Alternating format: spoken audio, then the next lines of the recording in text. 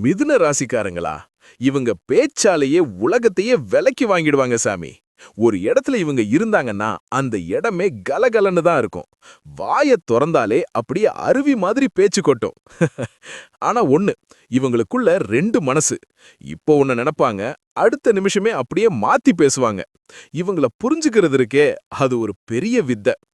இவங்கள மட்டும் யாராவது அறிவில்லாதவங்கன்னு சொல்லிட்டா போதும், அவ்வளவுதான். அம்புட்டு கோபம் வரும். அறிவால அப்படியே பொளந்து கட்டிடுவாங்க. இவங்க கிட்ட ஒரு ரகசியத்த சொல்லிட்டு அதை யார்கிட்டயும் சொல்லாதன்னு மட்டும் சொல்லிடாதீங்க.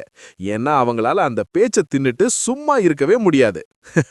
ஆனா மனசுல எந்த கள்ளங்கபடமும் கிடையாதுங்க. ஒரு விஷயம் புடிச்சா உசிரியே கொடுப்பாங்க. புடிக்கலன்னா அப்படியே கலட்டி விட்டுட்டு போயிட்டே இருப்பாங்க.